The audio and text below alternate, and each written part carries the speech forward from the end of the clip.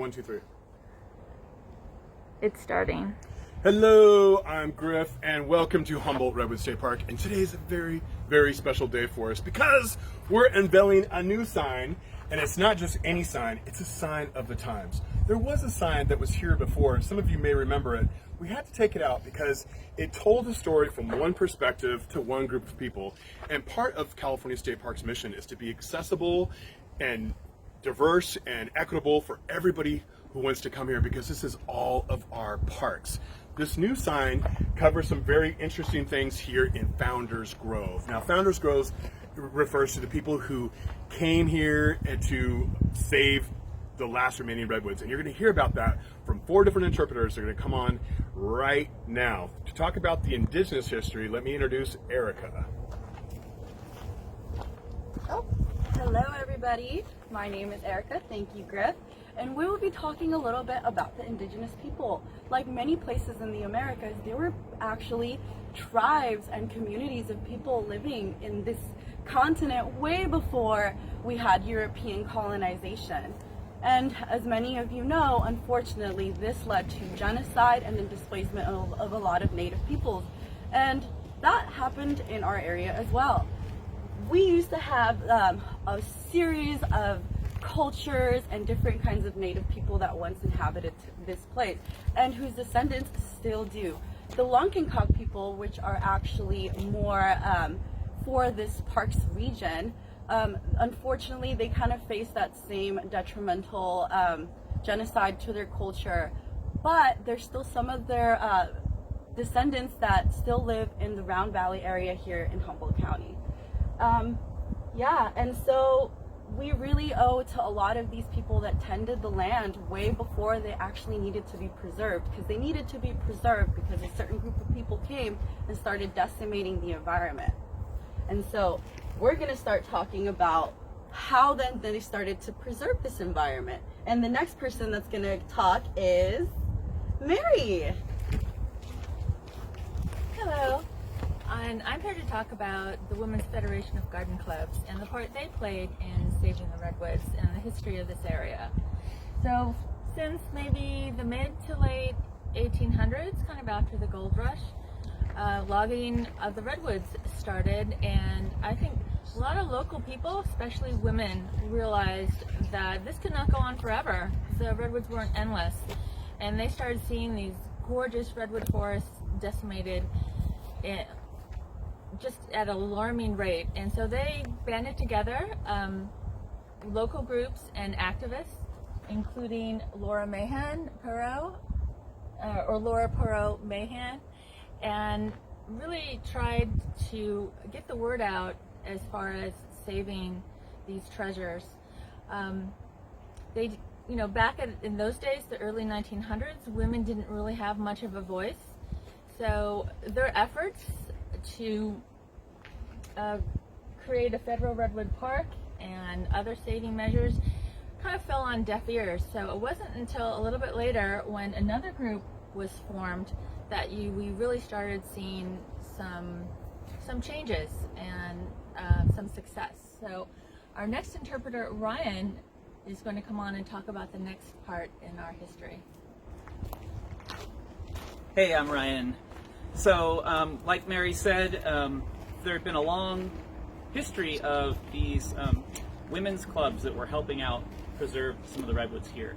But as the time was back then, a lot of national movements weren't really getting traction until men were also involved in that. And a couple prominent men at the time were Henry Failford Osborne and John C. Merriam and Madison Grant. And these were people who were prominent conservationists. They were also intellectuals and anthropologists and people that were interested in biology. And they took a road trip up to this region in 1917. They started at the mysterious Bohemian Grove in Sonoma County, and they made their way up, which is a much longer journey than it would take now. And they saw a lot of destruction of old-growth redwood forests through timber harvesting.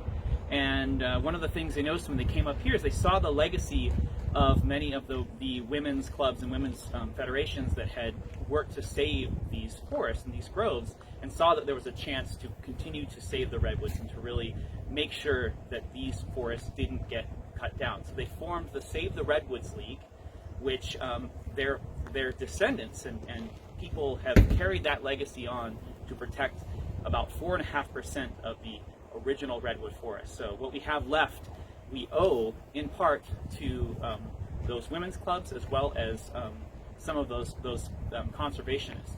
However, as much as they worked to protect the redwoods, sometimes their motivations were darker and not necessarily ones that we would support now. And to tell that final chapter, I'm going to pass it over to Marnin Robbins. Hey everybody, I'm Marnin. So as the other interpreters here have told you already, the efforts to save this incredible forest, this grove, have stretched back since time immemorial. For thousands of years, people have lived here, have honored and respected these incredible trees. But the efforts to make sure that these last stands were still here in the face of Western industrial logging efforts that began about 150 years ago, it really picked up steam almost exactly 100 years ago. As Ryan was describing to you, these three characters, Henry Fairfield Osborne, Madison Grant, and C. Hart Merriam, came up here. They had a life-changing experience, and out of that experience, they formed the Save the Redwoods League. They partnered with these women's groups to make sure that this grove was protected. In 1921, almost exactly 100 years ago, this grove was protected as part of the larger Humboldt Redwoods State Park, which is the largest old-growth redwood forest, contiguous redwood forest left on the planet. As Ryan mentioned to you, some of that history, though, has a dark angle. And that is because some of those early conservationists, some of those original members of Save the Redwoods League, had another motivation for saving big trees. And that motivation was white supremacy. Two of those members, Henry Fairfield Osborne and Madison Grant, were some of the leading intellectuals and writers and advocates for a political and social movement of the time called eugenics that basically equated white supremacy with white racial identity with a hierarchy of races. And they transferred that idea to their conservation efforts. In the case of these trees, they saw these trees as superior trees and should be protected for that reason.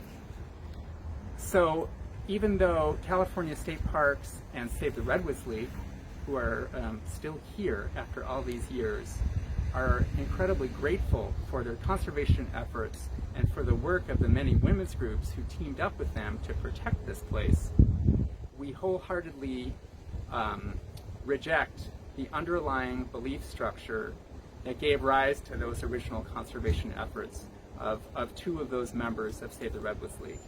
And what we say here on the sign, I'm going to read it to you, is, as you explore this park, how can the tangled roots of early conservationists guide us towards a more hopeful future?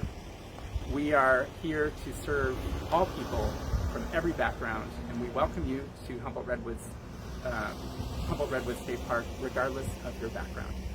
Thanks again.